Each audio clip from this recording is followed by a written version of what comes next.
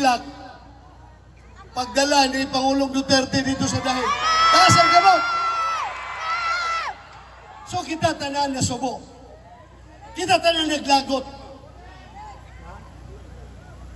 Masa ito, himuon ka ron? Ha?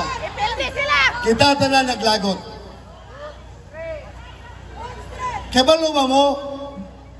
Pagkahuman nilag biyahe kang President Duterte dito sa dahig, unsay sunod ka buhato nila? Tanggalon sa pwesto si Vice President Inday Sara. Mao na po na buhato nila. Suluoy na kayo ta. Unsa man, sila rin ay katungod nga muhukupot sa rinda sa atong panggobyerno. Kita mga taga Mindanao, dili na pwede. Sila na lang. Usugod pa mo na. Kita dili ta mga second class citizens. Kita Pilipino. Kung sila Pilipino, kita po Pilipino. Pariho rata Pilipino. Busa dapat dili tanla tantaon ing ana nga daog-daogon ta nila. Kabalo mo, unsay akong hangyoon sa inyo ha, para sobra na. Ilan ang gipalagpot ang atong Pangulo, ilan ang gibiyahe dito, tanan nga balaod, ilang gibayulate ang atong konstitusyon, ilan ang giyatak-yatakan, ang atong mga legal na proseso, ilan ang gibasura, para lang yun. Matuman ang ilan. Busa karon ako naghangyo kaninyo. Kamu ba gusto nga mapapha si Vice President Inday Sara sa iyang pwesto? Ang dili gusto, taas ang kamot. O kita tanan dili gusto. So unsaon nato na atong buhaton para dili siya mapapha? Pagbalik sa Senado, kung ako sortihon man nga makadaog, si Senator Bongo sortihon makadaog, o kisa man sa kung makauban diri sortihon nga makadaog. Pagbalik sa Senado, mag-resume ang hearing, mag-start ang hearing, ang trial, impeachment trial ni Vice President Inday Sara. Pila ka buok na senador ang kinahanglan nila para ilahag yung mapalagpot si Inday Sara, makonbikto nila sa ilahang impeachment gagimo. Ingon sa itong konstitusyon, it takes 2/3 vote of the Senate to convict the accused, the impeached officer. So what is 2/3 vote of the 24 sitting senators? It is 16. Di ba? 16. So kita, magdipinsa kay Inday Sara, pilay kinahanglan para dilis na magkakuwag 16. We need 9. Kung dunay siyam ka senador nga dili mo boto para makonbikto si Vice President Inday Sara, kutob na lang sila sa 15. Bisa kung saan nilag pangumbinsi, 15 na gila makuha, di sila makakuha 16. So, safe si Inday Sara. Busa, kinahanglan kitag siyam ka senador nga dili mo boto sa iyang conviction. Unsaon na ito pagkuha sa anang nga numero sa siyam ka senador? Vote straight, vote straight. Vote straight, PDP laban. Wala yung solusyon. Di na tayo magpatik-atik diri. Di na tayo magpa-cute-cute diri. Prangkahan na.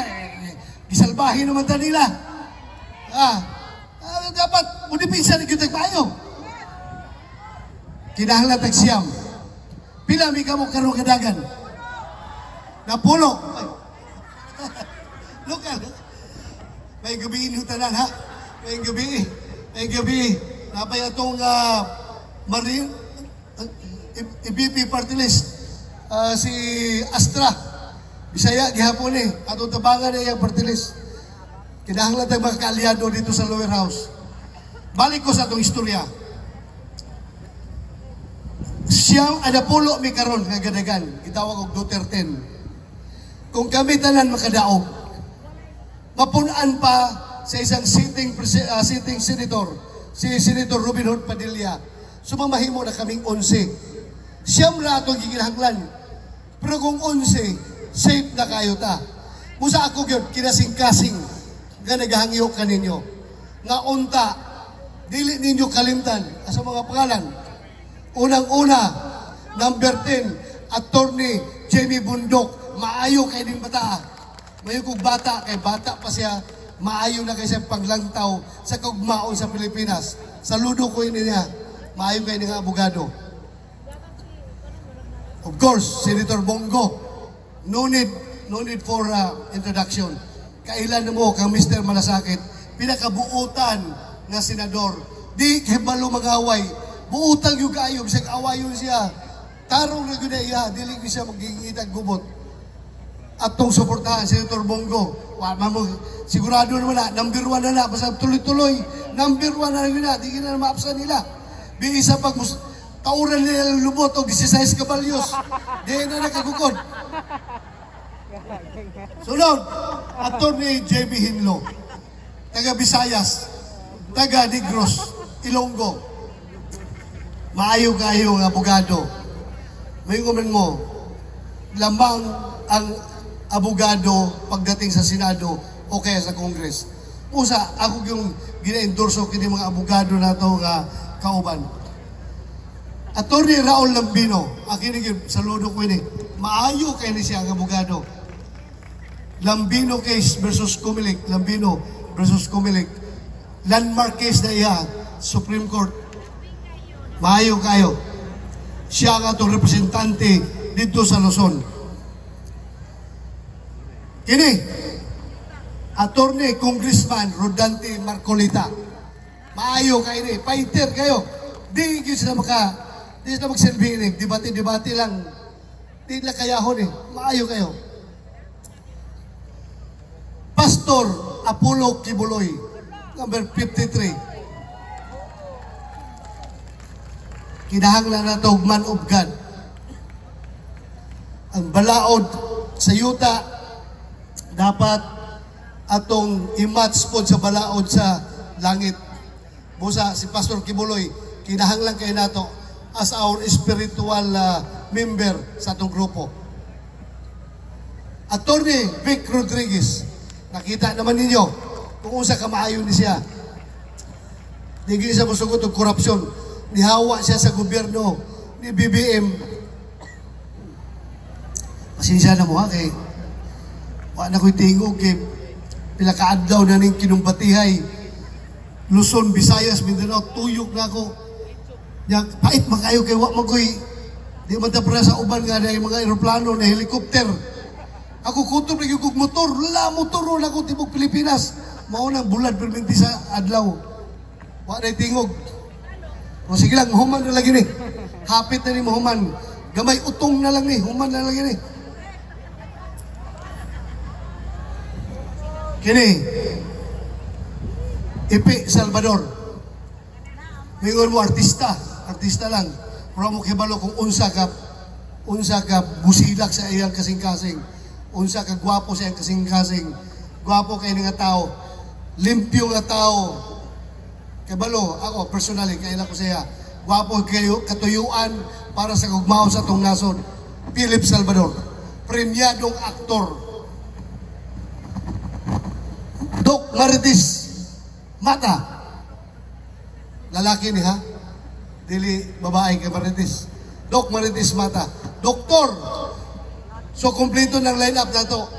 Naatay pastor, naay doktor, naay premyadong aktor, doon ay Mr. Malasakit, doon ay pulis-pulis, o tanan, abogado. So, gwapo kayo ang line-up na mo. So, kaya ba natong suportahan ang line-up na mo? Ako, tininood ako hangyo ninyo ba? Biso na kayo ng daog-daogon, tamatay pa, di na pa daog-daog. Musukol ta! Sukol ta! Dili pwede na, maningkamo ta. Mubarog tang taga Mindanao. Ako isipin yung representante sa Mindanao. Ako senador nyo sa Mindanao. usa mo usulti gyud ko ninyo nga kina kong kinabuhi dugay ra na ako ning ginasugal para sa kaayuhan sa atong nasod. Sugod pa ko sa akong pag-graduate sa PMA. Puro nagira sa NPA akong giyagian. Kaluoy sa Dios. Buhi pagyapon ta hangtod karon. Tungod kay gusto sa Ginoo dapat ay misyon nga pagabuhaton. Di sa kay ko helicopter bag-ulang pahatod ko sa Bagyo. Pag naog lang ko sa helicopter, gihatod ko dito sa Bagyo. Pagbalik sa helicopter, nahulog ang helicopter. Luoy kayong piloto namatay. Mut pasabot na pagyapoy misyon nga gihatag atong Ginoo. Ngano wa man niya gihulog to nga naa ako dito. Pag naog na ako sa kapanahulog. So mao na mga kaigsuonan ko, di na nako tas-on. Kay wala ko'y tingog. Pero unta ako maghangyo usab kaninyo. Tabangitag ampo nga unta makauli na si Tatay Digong. Diba? Ampo ang tanan sa Ginoo. Wa may lain mas powerful pa din sa kalibutan kundi ang atong Ginoo ra gyud. Ampo lang ta sa Ginoo. Basig makauli na si Tatay Digong sa labing sayong panahon. O isa pa kapag ampo na to nga unta tagaan siya og maayong panglawas para iyahang malusutan kini sitwasyon, kining mga pagsulay gayang giatubang karon. Kay kaluoy sa tao, pagkahuman niya gisugal ang iyang kinabuhi para sa atong nasod, nagaingon na siya, I'd rather live in hell as long as my people are living in paradise. So mo ni nahitabo karon sa iya. Nakakaroon siya sa impyerno dito sa ICC. Mas ang importante, wala mamahimong narco state ang Pilipinas. Nganong nag-wage big war on drugs? Tungod niingon si Presidente Digong, bato, doon na tayo mga probinsya dito sa Pilipinas na kontrolado na sa mga drug lord. Daghan ka sila kwarta. Sila na magdesisyon kasi pwede mamahimong gobernador, mayor, congressman sa ilang mga lugar. Dili na pwede. Kaluloy ang Pilipinas kung mamahimong narco state. Ang mga bata, kinahanglan natong luwason sa problema sa droga.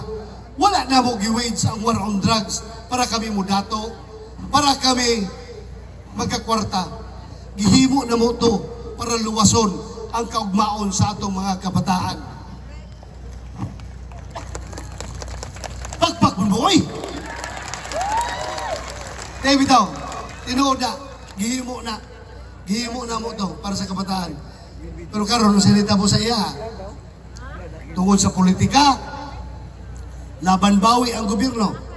Ingon, dili daw ginila recognize ang jurisdiction sa ICC. Kaya karon anong hatod Manila? Sila pa'y naghatod. Pagka na lang yun, no? Pagka na lang yun, nagtuo sila maatik na nila. Pero sige na lang, naanawa na. Ato bangon eh. Di na lang ako kay tas-on. Nagkakisalamat sa inyong pagpaminaw. Mayong gabi kanatong tanan. Mga kaigsunan, alang sa atong seguridad ng kaluwasan.